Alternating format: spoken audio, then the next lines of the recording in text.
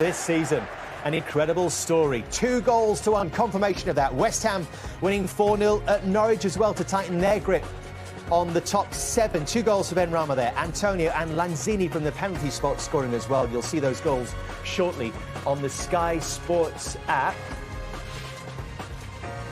And we have one game still to come this afternoon. But that is how it looks at the bottom. Now Leeds plunged into the bottom 3 with just 3 games to go. It's Chelsea next for them. Burnley breathe a sigh of relief. Defeat for them yesterday, but they stay out because Leeds' goal difference is so bad. 18 the difference between those two sides. And Everton, with a game in hand, might not need another point as things stand. Arsenal 4 points clear of Spurs with 3 games left in their season, and that huge game to come on Thursday at the Tottenham Hotspur Stadium. Now just 1 behind Chelsea. Micah, Jamie and Jamie are ready and waiting for it, but next we will reflect on the drama of that first. Eddie, a huge win for your side. Another 2 goals for you as well in the space of 10 minutes. Just sum up how good that was for you. Yeah, it's amazing. I think it's always nice to score, but I think it was a big 3 points. Like I said before the game, we've been working hard. You know, we want to give it for the fans. So it's amazing to be able to get the 3 points, and it moves us closer to our objective. You've had to wait for these opportunities to get a run of games put together. Are you really showing everyone what you can do now? Yeah, I think so. Like I said, any player wants to just be playing and have the opportunities. And obviously, I've worked hard throughout the season to make sure I was ready when I get my chance. And credit to my teammates for helping me, play and do well. And yeah, like I said, I'm just happy to be in the team and be helping the team.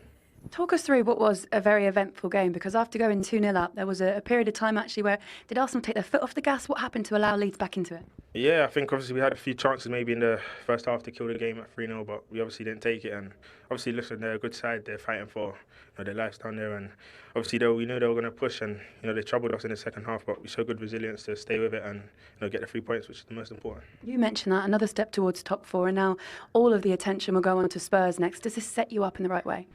Yeah, I think so. Like we said, we're just taking it game by game, and a win today has put us in a good position going to Spurs, and yeah, hopefully we can go there and get the 3 points. Do days like this and the atmosphere like it was today at your home ground make you want to stick around a little bit longer?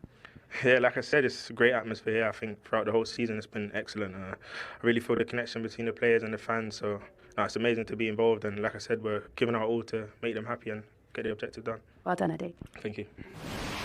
Tricky questions, send some answers for another day as well.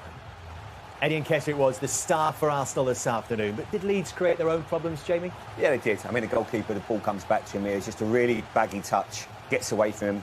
Full credit to Arsenal. They're pressing. Eddie Nketiah's bang on form right now, full of confidence, and he deserves it. That's what he's done. He's brought to this team an energy, a different dimension. It's so important. You can see Mele just makes a real hash of it, and Eddie, the form he's in right now, will take advantage of that. And then he gets his second, doesn't he? I mean, we talked about his movement. Also running in behind, but his link up as well. And, he says in an interview that he's just trying to take his chance. When his chance comes, he's been ready. Very difficult finish, he's sort of leaning back. But he gets his second of the game and fully deserved, because when a player works so hard, it's nice to see him scoring goals. Would you be fighting to keep him, Jamie? Yes, but I don't think he'll ever end up first choice. I don't think it'd be better for him if he moves on. But, I mentioned at half-time, it was just a ridiculous challenge, decision to make. The consequences now for Leeds. He's been one of the best players since they've come into the Premier League. It's a certain red card. I called him an idiot at half-time, maybe a little bit strong. The emotion of the occasion getting the better. No, you know what? I'll stick with it, because we'll never play in the Premier League again. Well, it may not. They certainly rallied though, Leeds. They handled the second half well, didn't they? But there's something about this second half performance from Leeds that takes me back to Everton against Liverpool, where even though you lose the game, you'd almost feel like you take something from the game. So I think Jesse Marsh, after that game, will almost be proud of his players being down to 10 men, pushing Arsenal so hard. Could have got an equaliser at the end of the game. Arsenal missed a lot of chances.